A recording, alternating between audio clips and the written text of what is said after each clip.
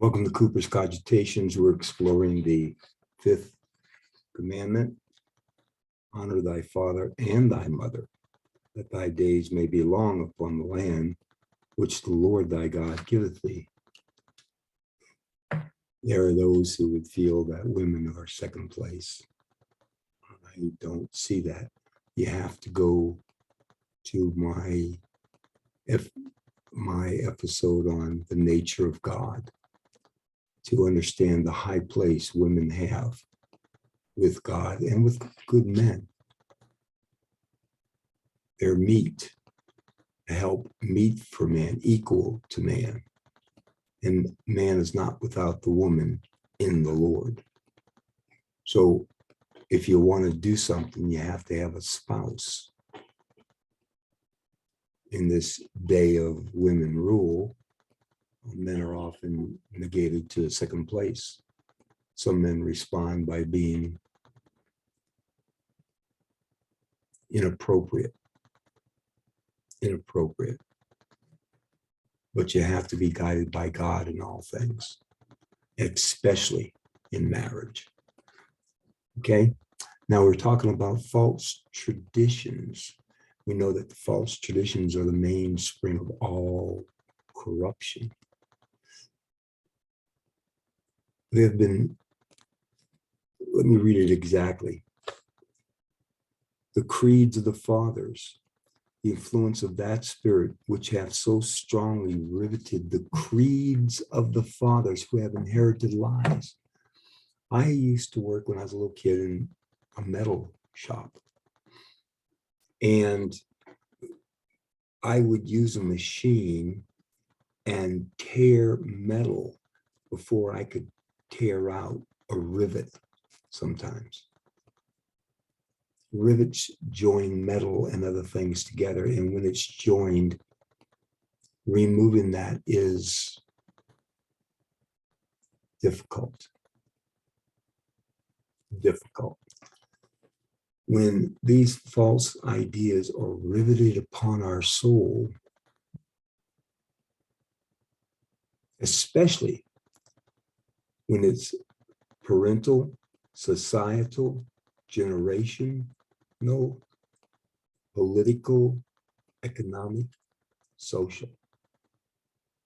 I'll give you an example.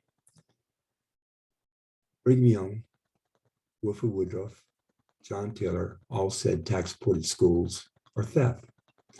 When Utah became a state, it gave us tax-supported schools in our Constitution, and guess what? Wilford Woodruff, the prophet at the time, gave us state academies, an academy in every state. We had the option of going to these academies. Some people complained they were too expensive. They lowered the price. 90% of the people chose to go to the government schools. Only 10% went to the church stake academies.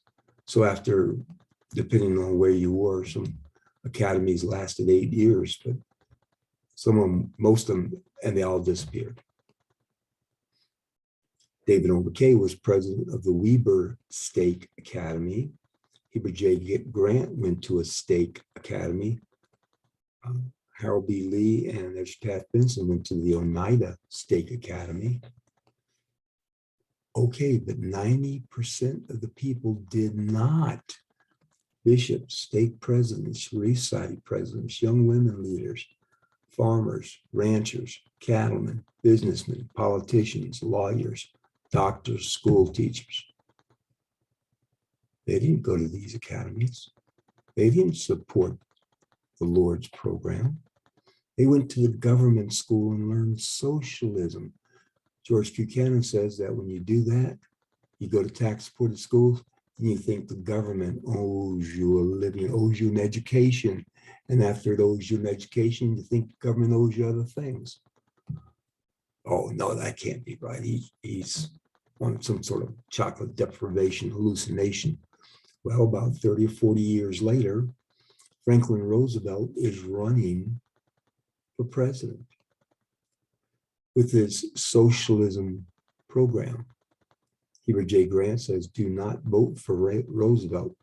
Told us 4 times, do not vote for Franklin Roosevelt.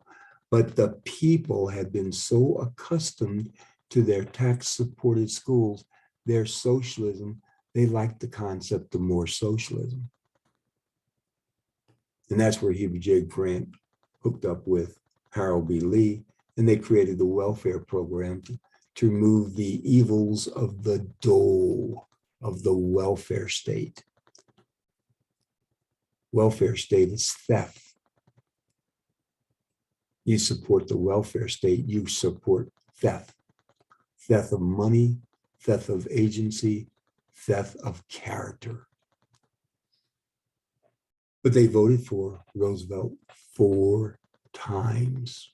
They had been so acclimated, so socialized. They supported socialism 4 times.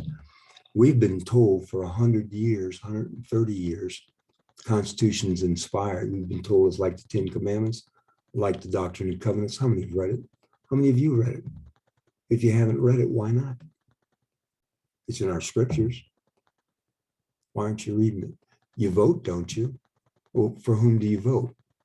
The neighbor down the street who you know that doesn't support the Constitution, that supports 3 communist front organizations, that never reads the Constitution, tears it up and stomps all over it. How do you vote?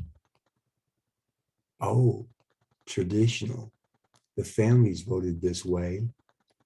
As my aunt told me when I was a child, of course I'd vote Democrat.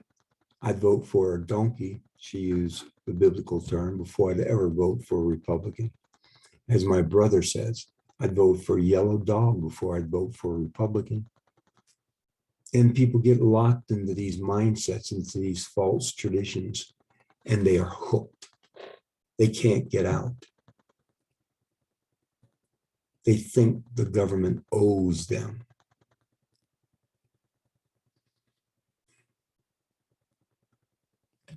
The Lord says in Matthew chapter 6, verse 23, but if thine eye be evil, and thy eye is evil because you grew up in evil, you believe false traditions, thy whole body shall be full of darkness. You won't even know it's dark. If therefore the light, your religion, your beliefs, your paradigm, your idiosyncrasies, your light, your friends, your neighbor, your church, within you be evil, if the light that is in thee be darkness, how great is that darkness?